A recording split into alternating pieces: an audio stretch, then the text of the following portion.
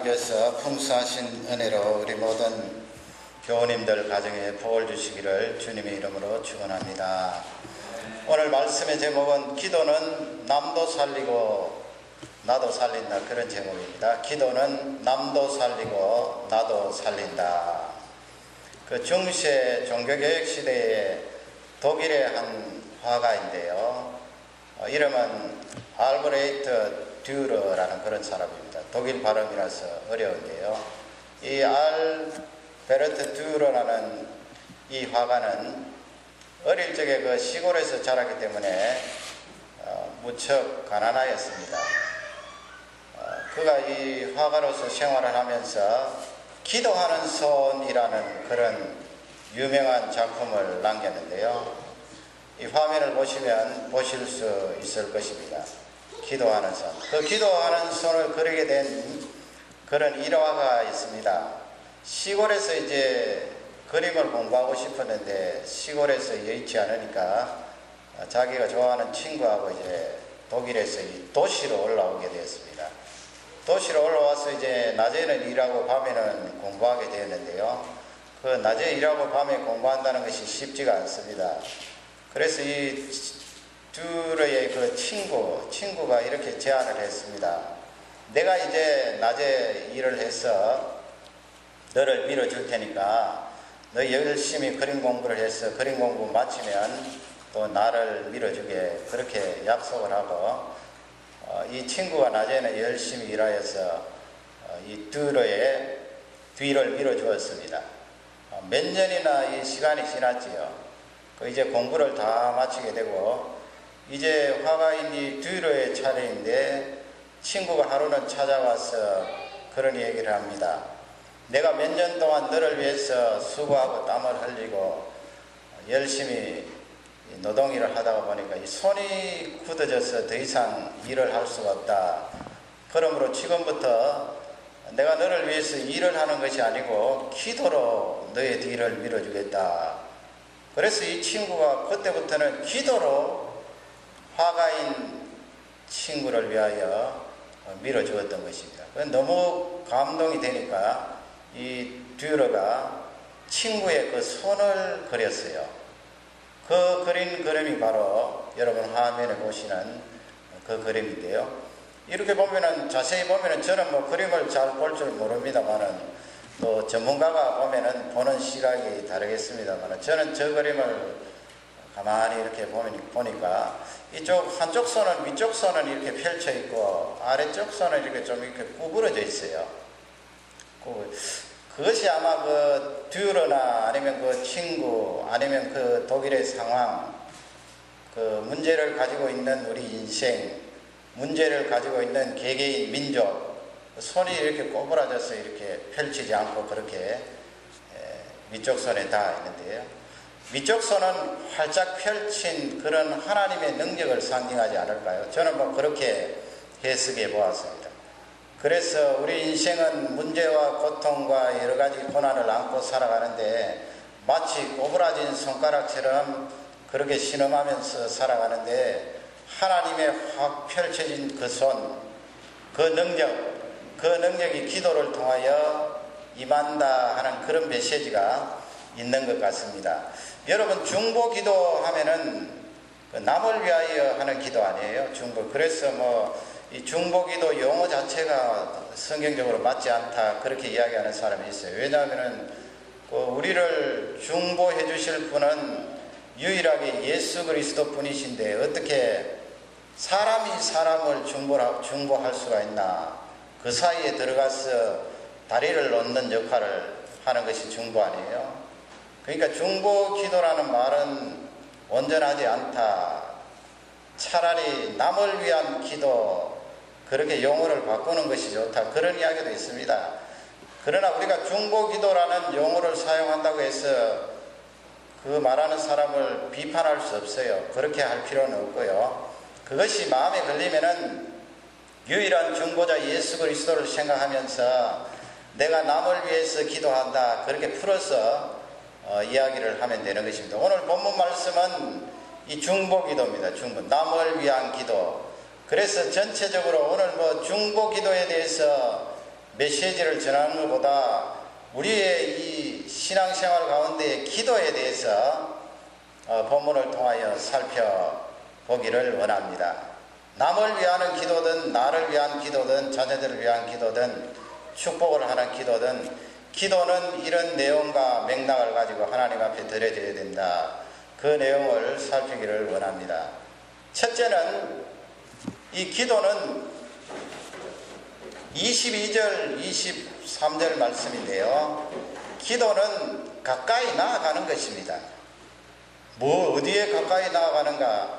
하나님께 가까이 나아가는 거지요. 기도가 뭐냐 나에게 물어온다면 우리 성도님들은 다 분명하게 대답해야 될 것입니다. 기도라는 자체는 내가 하나님께 가까이 나아간다 하는 그런 경건의 연습인 것입니다. 22절에 보면은 두 사람이 거기를 떠나 그랬습니다. 거기 두 사람은 천사를 말합니다. 천사가 이제 아브라함이 대접했던 그 헤브론 땅을 떠나서 소돔 고모라를 향하여 갔습니다. 그런데 보세요. 하반절 말씀에 보면 한 분이 남아 계세요. 원래 우리 창세기 18장 앞쪽에 보면은 세 사람이 왔다고 그랬잖아요. 그 한 분이 누구인가 하면 여호와 하나님이십니다. 여호와 앞에 거기서 이 아브라함이 서 있었습니다. 아브라함이 서 있었어요. 그리고 하나님은 저만큼 계셨어요. 23절에 보면 아브라함이 어떻게 합니까? 하나님 쪽으로 가까이 나아가 그랬습니다. 그리고 하나님 앞에 기도하는 것 아니에요. 하나님 앞에 말씀드리는 거니까 그 기도예요. 가까이 나아가면서 하나님 아버지 하나님 여호와여 의인과 악인을 함께 멸하시려고 합니까? 그렇게 지금 기도 서두에 하나님 앞에 질문하면서 나아가는 거예요. 그러므로 이것은 하나님께서 아브라함 앞에 나타난 그 현장에서 아브라함이 기도를 하면서 실제 물리적으로 가까이 나아가는 것을 성경은 잡아주는데요. 기도도 마찬가지예요. 우리도 마찬가지입니다. 기도가 무엇이냐? 하나님 앞에 가까이 나아가는 것입니다. 그래서 이런 질문을 하지 않습니까? 당신 삶 속에서 하나님을 느끼십니까? 느끼고 계십니다. 하나님을 느끼십니까? 어떤 사람은 느끼지 못합니다. 또 어떤 사람은 가끔 느낍니다. 왜 그런 대답이 나옵니까? 예배에 참석하고 성경을 읽고 하나님을 이야기하면서 어떤 사람은 내 삶 속에 하나님을 느끼지 못합니다. 어떤 사람은 가끔 느낍니다. 그 이유는 기도에 달려 있습니다. 기도. 느끼지 못합니다. 그렇게 대답하는 사람 가운데 기도를 많이 하는 사람이 있습니다. 기도를 많이 해도 좀 시원찮게 하는 것 같아요. 왜냐하면 기도를 많이 하면은 하나님을 느끼고 체험할 수 있거든요. 그런데 내 고집, 내 주장을 가지고 하나님 아버지 이것을 응답해 주어야 됩니다. 내 방식대로 하나님께서 응답해 주시지 않으니까 그것이 답답해서 하나님이 나에게 대답을 안 해주신다. 그것이 이어져서 하나님을 잘 느끼지 못합니다. 그렇게 대답합니다. 또 어떤 사람은 제가 하나님을 잘 느끼지 못하겠습니다. 그렇게 말하는 사람은 기도를 전혀 안 하는 사람이에요. 기도 안 하면 하나님을 느낄 수가 없습니다. 기도를 해야 하나님을 느끼고 체험할 수가 있습니다. 하나님께 가까이 나아간다는 이 말씀은 무엇을 설명합니까? 관계를 설명합니다, 여러분. 그렇지 않아요? 아니, 낯선 사람이, 나를 모르는 사람이 나에게 가까이 다가오면 우리는 위험하다고 생각하여서 피하기 마련이에요. 단번에 뒤로 물러납니다.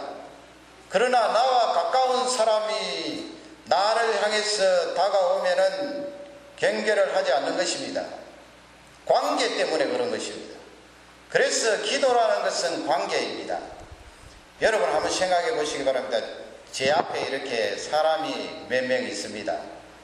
그리고 그 몇 사람 있던 그들이 나를 향하여서 그렇게 요청을 합니다. 태도를 아주 부드럽게 하면서 상냥하게 웃으면서 돈 좀 주세요. 그리고 손을 내밀입니다. 또 한 사람은 벌떡 일어나서 나에게 절을 꾹꾹 하면서 돈 좀 주십시오. 손을 내밀입니다. 또 한 사람은 나에게 다가오더니만은 꾹꾹 인사도 하지 않고 웃지도 않고 친절하지도 않은데 그냥 시큰둥하게 불친절하게 나에게 돈 좀 줘 그럽니다. 여러분, 그러면 이 세 사람 가운데 누구에게 돈을 주겠습니까? 속으로 한번 답해 보시기 바랍니다. 누구에게 돈을 주겠어요? 웃는 사람에게 돈을 주나요? 그렇지요. 웃는 사람에게 돈을 줄 수 있습니다. 저를 꾹꾹하고 친절한 사람에게 돈을 줄 수 있습니까? 그렇지요. 나에게 친절하게 하니까 돈을 줄 수 있습니다. 아니, 나에게 친절하지도 않고 웃지도 않고 그냥 버럭 화를 내는 듯이 나에게 대들듯이 돈 좀 줘 하는 사람 돈을 줍니까? 돈을 줄 수 있습니까? 답은요, 돈을 줄 수 있답니다. 돈을 줄 수 있어요. 왜 돈을 줄 수 있습니까? 여기서 중요한 것은 관계 아니에요. 관계. 아무리 나에게 친절하게 하고 나에게 웃고 저를 꾹꾹해도 그 대하는 그 사람이 나와 아무런 관계가 없으면 내가 돈을 주기가 어렵지요. 뭐 1, 2불 달라고 하는 것은 줄 수 있겠지만 벌써 뭐 100불 정도 달라고 하면 갑자기 어떻게 줄 수 있겠어요? 주기 어려워요. 그러나 여러분, 나에게 다가와서 시큰둥하고 뭐 화를 버럭 내듯이 그냥 불친절하게 돈 좀 줘, 꾸준 것도 없는데 그냥 돈 좀 줘 하는 그 사람에게 돈을 줄 수 있어요. 그 사람이 누구예요? 우리의 아들이면 우리의 딸이면 돈을 줄 수 있다고요. 아무리 그가 화를 내고 아무리 그가 불친절해도 관계 때문에 줄 수 있다고. 관계. 너는 내 아들이지, 너는 내 딸이지, 그리고 요청하는 그도 당신은 나의 아버지 아닙니까? 어머니 아닙니까? 나에게 돈을 주십시오. 그 관계 때문에 100불짜리도 쑥 꺼내서 주는 거예요. 그러니 기도라는 것은 내가 하나님 앞에 가까이 나아가는 거예요. 지금 구약시대는 이 성경 말씀이 눈으로 볼 수 있도록 우리에게 많이 표현해 주지 않았어요. 하나님이 여기 계시는데 아브라함이 그 하나님 앞으로 점점 다가가면서 하나님 아버지, 의인과 악인을 함께 멸하십니까? 그렇게 기도하고 있는 거예요. 그 기도가 바로 가까이 나아가는 기도예요. 그러므로 기도는 가까이 나아가는 것입니다. 주기도문에 보면 하늘에 계신 우리 아버지여, 우리 예수님께서 기가 막힌 것을 우리에게 가르쳐 주셨습니다. 여러분, 지금 낙심이 됩니까? 어렵습니까? 힘듭니까? 앞이 보이지 않습니까? 그러면 다른 기도할 필요 없어요. 예수님이 우리에게 가르쳐 주신 하늘에 계신 우리 아버지여, 그 기도를 반복해 보세요. 거기에 다 담겨 있다고요. 하늘에 계신 우리 아버지여, 나의 아버지여, 우리 가정의 아버지여, 우리 교회의 아버지여, 우주를 만드신 그 하나님이 나의 아버지십니다. 하늘에 계신 우리 아버지여, 그 기도를 하면은 그 기도 자체가 하나님 앞에 나아가는 것입니다. 그러므로 그 아버지를 생각하면 일순간 염려와 근심이 사라지고 내 속에 강같은 평강이 흘러넘치는 줄 확신합니다. 예수님 믿은 지 오래되지 않으신 분들은 참 어려운 부분이 있습니다. 그 부분이 바로 그거예요. 하나님 눈에 보이지도 않는데 성경 말씀에 예수님 기도에 하늘에 계신 우리 아버지여, 아버지라고 말하고 고백하라고 하는데 잘 안 되거든요. 잘 됩니까? 벌써 내가 예수님 믿은 지 얼마 되지도 않았는데 기도를 하면서 아버지여 이런 기도가 나가면 그분은 벌써 대단한 기도를 하고 있는 거예요. 하나님은 우리 아버지십니다. 관계입니다. 그러므로 우리에게 기도를 요청하신 그분은 늘 관계를 생각한 거예요. 너 내 자식이 아니냐? 가까이 나오라. 그 말씀은 기도하라는 말씀입니다. 기도는 하나님 앞에 가까이 나아가는 것입니다. 두 번째 기도는 무엇입니까? 기도는 나는 낮추고 하나님은 높이는 거예요. 기도라는 것은 내가 낮아져야 되는 것입니다. 내가 높아지는 것 아니에요. 하나님이 높아지는 것입니다. 기도라는 자체가 그렇다는 거예요. 그래서 기도의 핵심은 하나님 아버지 저를 불쌍히 여겨주십시오. 긍휼히 여겨주십시오. 불쌍히 여겨달라고 구하는 거예요. 또 어떤 분들은 그렇게 기도를 합니다. 하나님 아버지 큰 소리 칩니다. 내가 이렇게 준비를 하고 하나님 앞에 쓰임받을 각오가 되어 있는데 하나님께서 나를 안 쓰시면 하나님이 손해지요. 하나님이 손해봅니다. 그것도 뭐 어떤 각도로 보면은 믿음으로 그렇게 이야기하니까 나쁘지는 않다고 봅니다. 그러나 사실 하나님 쪽에 따지고 보면 하나님이 손해볼 게 어디 있어요? 우리 하나님은 사람이 재능을 갖추고 그 사람이 준비를 하고 완벽하게 된 그 사람을 하나님 나라 위하여 사용하시는 것보다는 연약한 사람들을 더 많이 사용하시거든요. 그건 하나님 쪽의 능력이 있기 때문에 그렇습니다. 그러기에 사람 아니라도 그렇게 말씀하셨잖아요. 너희들이 소리 지르고 예수님을 찬양하지 않으면 돌들이 소리 지르리라고 그랬어요. 우리 하나님은요, 사람이 안 하면은 그냥 묻어두시고 돌들을 시켜서 하실 수도 있다고요. 마른 막대기도 그냥 하나님께서 꺾어서 그런 마른 막대기로 하나님이 큰 일을 이룰 수가 있다고. 그러기에 뭐 하나님 앞에 그냥 배짱 좋다고 생각하고 하나님 아버지 저를 안 쓰시면 손해입니다. 그렇게 기도할 필요는 없어요. 그 기도가 잘못되어서 하나님을 높이는 데 영향이 있으면 그거 안 되거든요. 기도라는 것은 나를 철저히 낮추는 거예요. 그리고 하나님을 높이는 거예요. 하나님 아버지, 나는 참 할 수 없는 존재입니다. 여러분 따지고 보면 내가 할 수 있는 게 뭐예요? 내가 무엇을 선택할 수 있습니까? 내가 일을 할 수가 있습니까? 내가 선택할 수 있는 것도 없어요. 능력도 없어요. 막히는 것이 너무나 많아요. 그러기에 하나님 앞에 나와서 하나님 참 저는 낫습니다. 아무리 준비해봤자 하나님이여 그 큰 일을 내가 어떻게 감당하겠습니까? 나는 낮고 낮습니다. 하나님이 높습니다. 그 높으신 하나님 앞에 내가 나왔습니다. 기도합니다. 그것이 기도라는 거예요. 27절 말씀에 가면은 아브라함이 그렇게 하나님 앞에 고백하지요. 아브라함이 말씀하여 이르기를 뭐라고 말합니까?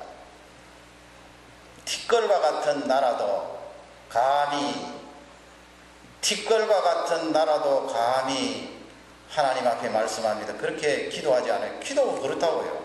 티끌과 같은 나라. 그 여러분 영어 성경 보시면 아시겠지만은 거기 뭐예요? 먼지와 재라고 되어 있잖아요. 먼지와 재. 사실 우리 사람 거기 먼지는 뭐 흙이라고 봐도 되는데 흙이나 먼지나 뭐 똑같지요. 사실 우리 사람의 존재는 먼지 아니에요. 재 아니에요. 요즘식으로 말하면 뭐 요즘 화장 많이 하니까 뭐 재로 돌아간다. 아니면 뭐 땅속에 배장돼서 흙으로 돌아간다. 이 아브라함이 정확하게 인간에 대한 그 인식을 가지고 있는 거예요. 나 자신은 먼지와 재입니다. 먼지와 재 같은 제가 감히 하나님 앞에 구하나이다. 기도한다는 이 말씀이에요. 먼지와 재가 뭐예요? 자기 자신은 낫다는 거예요. 사실 우리가 먼지와 재 아닙니까? 그냥 숨 끊어지면은 먼지와 재로 돌아갈 수밖에 없는 존재입니다. 뭐 큰 소리치를 듣고 있고 의기양양하게 이야기할 필요가 뭐 있습니까? 먼지와 재입니다. 하나님 앞에 나와서 하나님 아버지 저는 먼지와 재와 같습니다. 하나님이 높습니다. 그렇게 기도하라고 하면 또 의문이 들어요. 아니 나는 자꾸 그렇게 낮춰버리고 그러면 나라는 존재는 없어지고 나 아무것도 할 수 없습니다 이야기해버리면 내가 도대체 이룰 것이 무엇입니까 생각할 수 있는데요. 여러분 성경에 보면은 그렇게 나를 낮추면서 하나님을 높이면서 기도하면 하나님께서 막 나를 깔아뭉갭니까? 이 세상 사람들은 그래요. 세상의 권력을 가지고 돈이 있는 사람은 그 밑에 들어가서 당신은 왕입니다. 당신은 훌륭한 사람입니다. 이야기하면 막 그 위에 올라가서 밟아 뭉개버려요. 그러나 우리 하나님은 그렇게 하시는 분이 아니거든요. 그게 키포인트입니다. 기도를 통하여 하나님 아버지, 하나님 저는 낮습니다. 하나님은 높습니다. 하나님은 능력 많으십니다. 저를 불쌍히 여겨주십시오 하면 하나님께서 나를 밟아뭉개는 것이 아니고 하나님이 도리어 나에게 질질 끌려와요. 이 말씀은, 이 표현은 죄송합니다만 하나님이 끌려오세요. 오늘 말씀이 그렇지 않아요. 보세요. 오늘 27절에 보면 의인과 악인은 함께 멸하시려고 합니까? 하니까 하나님께서 답변을 하시는데, 그러면 만일 저 소돔 고모라 성에 의인 50명만 있으면 내가 멸하지 않겠다. 하나님께서 50명이라는 숫자를 제시하세요. 그래서 아브라함이 그 기도를 받고 다시 하나님 앞에 기도를 하지 않아요. 하나님 아버지, 그러면은 거기에 50에서 5명이 부족한 의인이 있으면 멸하시려고 합니까? 하니까 하나님께서 그 50 빼기 5 하니까 45 아니에요. 성경 말씀에 보면 정확하게 숫자를 넣어서 하나님께서 거기에 45인으로 인하여 내가 그 성을 멸하지 않겠다고. 보세요. 지금 주도권을 누가 쥐고 있어요? 기도하는 아브라함, 인간인 아브라함이 내가 낫습니다 하는 아브라함이 거기 따라 하나님께서 뒤에 따라오고 계세요. 그 다음에는 40명 구하잖아요. 40명. 그러니까 거기에 40명 인하여 그 성을 멸하지 않겠다. 그 다음에 30명 내려가잖아요. 20명 내려가잖아요. 마지막 10명까지 내려가잖아요. 그러니 이 말씀을 보면 하나님께서 우리의 기도를 받으시고 나를 자꾸 낮추면 하나님께서 그냥 나를 밀어주세요. 나를 따라오세요. 내 하자 그런 대로 오거든요. 오늘 말씀이 그 말씀 아니에요. 세상에 이럴 수가 있습니까? 하나님은 창조주신데요. 그분이 지금 아브라함 앞에 자신을 낮추시고 사람의 몸으로 오셨지만은 얼마나 굉장하고 위대한 분이에요. 그럼에도 불구하고 아브라함이 기도할 때마다 그 뒤로 그냥 따라오시는 거예요. 밀어주시는 거예요. 기도의 위력이 거기에 있습니다. 기도의 능력이 거기에 있습니다. 우리 사람은 할 수 있는 일이 극히 제한되어 있습니다. 수십 년 전에 우리 인류가 달에 처음 가지 않았습니까? 그 달에 갔던 우주인들이 다 신앙을 가지고 있는데 그 가운데 의윈이라는 대령님이 있습니다. 그분들이 뭐 다 할아버지가 되고 돌아가신 분도 있고 그렇지만 그분이 그런 간증을 했어요. 이 달에 가서 지구를 보니까 너무나 지구가 아름답더라는 거예요. 총천연색이고 하나님께서 이 우주를 만드신 그 아름다움에 절로 찬양이 나오더라는 거예요. 그런데 그 임무를 마치고 돌아오는데 이 캡슐이 땅에 떨어져야 되잖아요. 그 나사에서 캡슐 안에 낙하산 2개를 이렇게 장착을 해서 이 지구 가까이에 와서 이제 캡슐이 떨어져 나오면은 낙하산을 확 펴게 돼 있는데, 그 낙하산이 2개 다 펴져야 그 캡슐 무게를 떠받치고 이제 지상에 안전하게 내릴 수가 있는데, 아니 낙하산 1개가 펴지지 않는 거예요. 그 순식간 아니에요. 뭐 그냥 쫙 떨어지면은 완전히 사망하는 거죠. 나사 휴스턴에도 그 내용을 알았습니다. 긴박한 순간입니다. 아무리 버튼을 조작해도 낙하산이 펼쳐지지 않는 거예요. 그 순간에 여러분 사람이 할 수 있는 일이 뭐예요? 11월 달에 나사의 과학자인 정 박사님 오시지만은 여러분 사람이 할 수 있는 게 기계를 만들었지만은 조작이 안 되는데요. 아무리 수천 개의 낙하산을 만들어도 펼쳐지지 않으면 무슨 소용이 있습니까? 사람이 할 수 있는 것은 아무것도 없어요. 그러니 기도를 안 하면 하나님께서 인간의 한계를 느낄 수 있도록 그런 여건도 허락하신다. 그러니 사람이 할 수 있는 그 일이 없으니까 휴스턴이나 캡슐 안에 있었던 우주인들의 하나님께 매달린 거죠. 하나님 살려주십시오. 살려주십시오.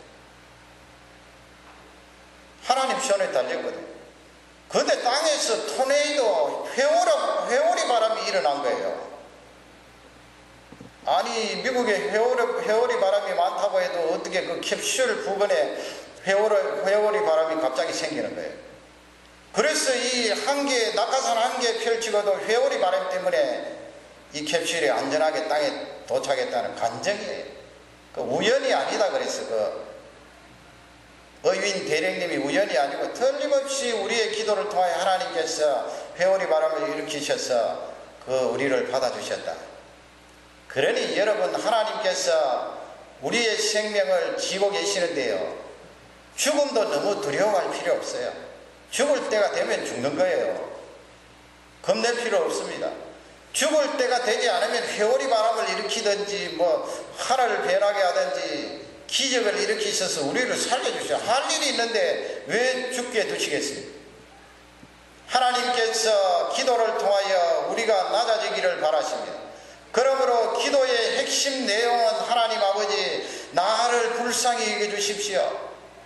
나를 긍휼히 여겨주십시오. 하나님 앞에 불쌍히 여겨달라고 하면 그것은 초라함이 아니고요, 그 속에 영광이 들어옵니다. 하나님의 능력이 들어옵니다. 하나님이 나를 밀어주십니다. 이 아브라함의 기도가 나의 기도가 되시기를 주님의 이름으로 축원합니다. 마지막 세 번째는, 여러분, 기도 중에 최고의 기도는 무엇입니까? 생명을 살리는 기도예요. 다른 것 없습니다. 최고의 기도예요. 생명을 살리는 기도예요. 내가 어떤 사람을 향하여서 기도했더니 그 육신을 하나님께서 살려주셨더라. 그것도 놀라운 축복이에요. 한 걸음 더 나아가서 내가 어떤 사람의 영혼을 위하여 기도했더니 하나님께서 성령 하나님의 역사로 그 영혼을 하나님 자녀 삼았더라. 그것은 놀라운 영광이에요. 하나님이 가장 기뻐하시는 것이고요. 기도 중에 최고의 기도입니다. 그래서 우리는 새생명 축제 한 달 전부터 릴레이 금식을 하잖아요. 거기에 보면은 이름도 없는 사람이 있는데 익명이지만은 그 영혼을 놓고 기도하고 금식하고 할 때 하나님이 기뻐하시고 하나님께서 그 기도를 받으시고 그 영혼을 건져주시고 살려주시는 줄 확신합니다. 32절에 보면은요, 거기에 아브라함이 마지막으로 구하지 않아요. 아브라함이 하나님 앞에 말씀하면서 주는 노하지 마옵소서, 이제 한 번 더 구한다고 말합니다. 한 번 더 구합니다. 마지막으로 구합니다. 거기에 10사람이 있으면 어떻게 하시렵니까? 하나님께서 10사람으로 인하여서 그 성을 멸하지 아니하겠다. 10사람까지 내려갔어요. 그러면 50사람, 40사람, 30사람, 10사람까지 내려왔는데 아브라함 기도의 핵심은 뭐예요? 영혼 건지는 거 아니에요. 생명을 살리는 거 아니에요. 거기에 롯이 있습니다. 롯의 가문이 있어요. 아브라함이 그것을 염두에 둔 거예요. 그 심판받을 영혼 하나님 아버지 건져주십시오. 그렇게 말하면서 10명까지 내려가는데, 그 본문을 보면서 한번 생각해 보시기 바랍니다. 10사람까지 내려갔죠. 10사람 내려가고 33절에 보면 아브라함은 자기 집으로 돌아오고 하나님은 가실 곳으로 가셨다, 그렇게 되어 있는데, 만약에 여러분 5사람 하면 아슬아슬해요. 제가 보기에는. 왜냐하면 소돔 고모라 성에 롯이 살았는데 롯의 아내 있고 두 딸이 있었잖아요. 그리고 거기에 두 사이가 있었는데, 그렇게 따지면 6사람이에요 6사람인데 그 다음 주에 가면 하겠지만 거기에 사위 2사람은 빨리 도망가자 하니까 조롱을 했어요. 그러니까 그 사람들은 의인축에 들어갈 수 있을까 없을까? 그러나 하나님께서 그 가문을 생각해서 사위가 믿음은 없지만은 롯의 가문에 들어왔기 때문에 그 가문을 생각해서 건져줄 수도 있는 것 아니에요. 그러면 아브라함이 5사람 구했으면은 소돔 고모라 성이 심판해서 면할 수가 있었다고요. 아니 조금 더 이렇게 깎아내리면 사위 둘은 제쳐두고 아브라함이 그러면은 두 딸과 롯 내외와 생각했으면 4사람 하나님 앞에 하나님 아버지, 그러면 소돔 고모라 성에 4사람 의인이 있으면 살려주시렵니까? 그렇게 기도했으면 하나님 그래 했을 거예요. 했다고요. 여러분 부모님이나 형제들이나 친척이나 친구들 가운데 예수님 믿지 않는 사람이 있습니까? 하나님께서 왜 나를 먼저 불러주셨어요? 그건 그 영혼들을 위하여, 그 생명을 위하여 기도하라는 메시지예요.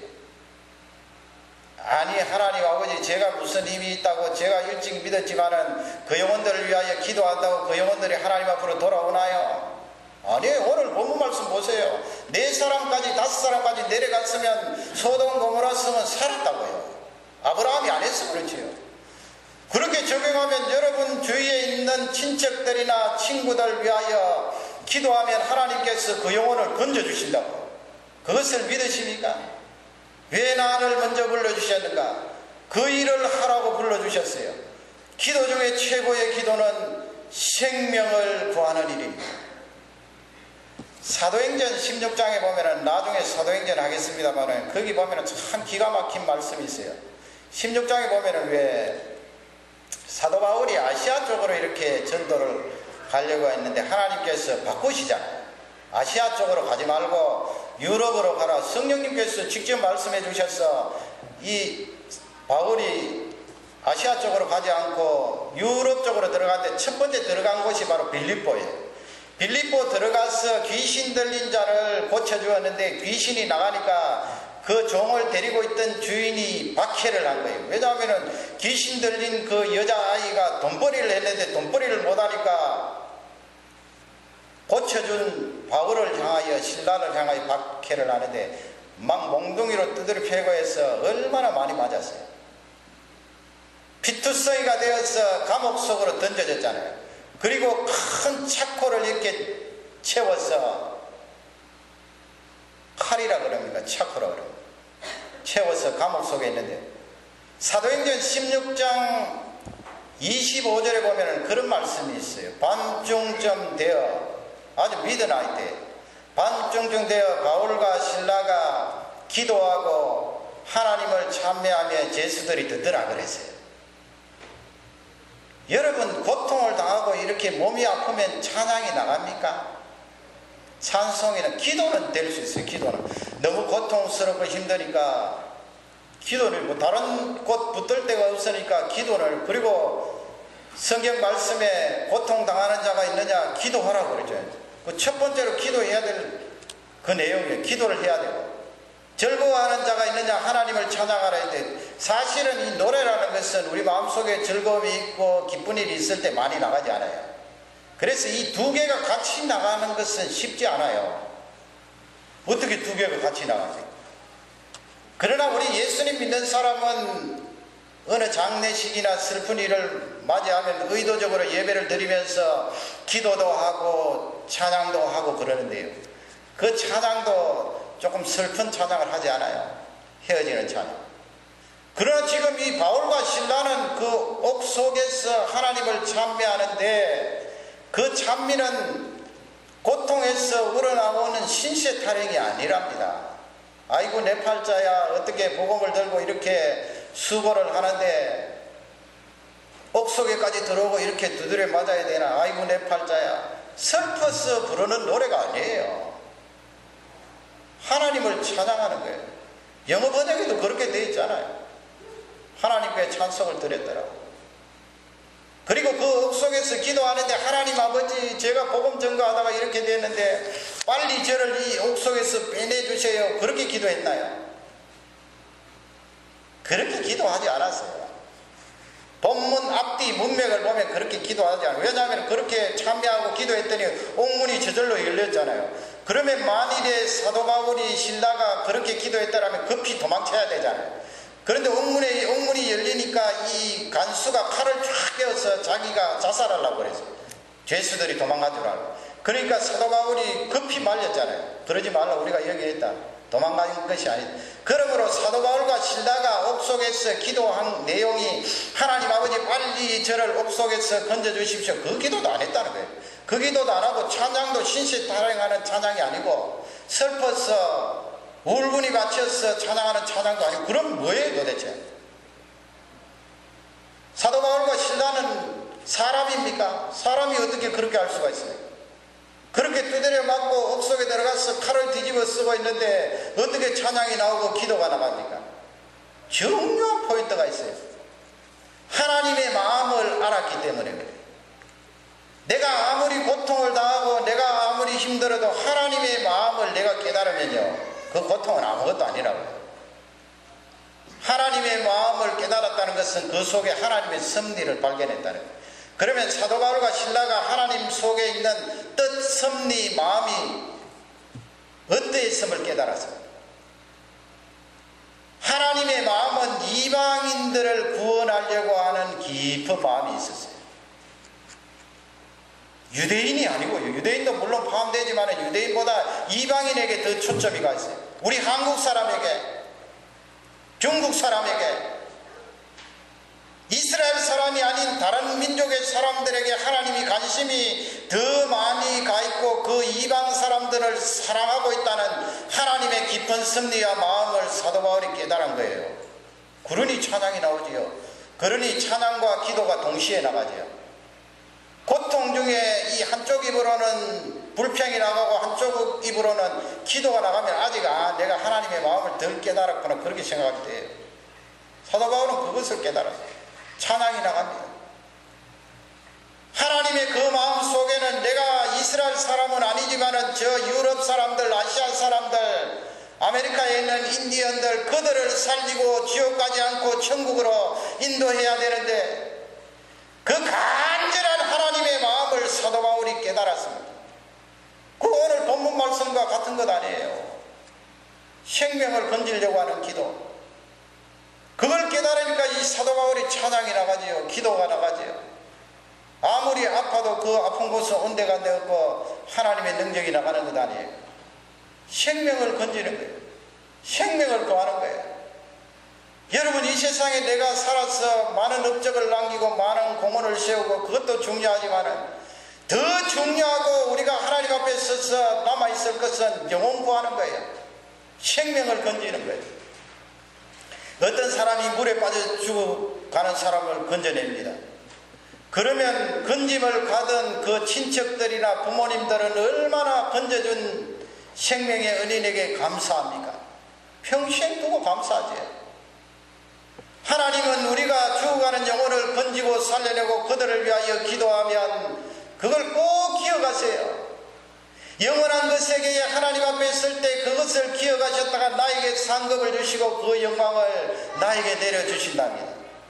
오늘 이 세 가지 기도가 우리 모든 가족의 축복으로 이어지기를 주님의 이름으로 축원합니다. 주님의 이름으로 축원합니다.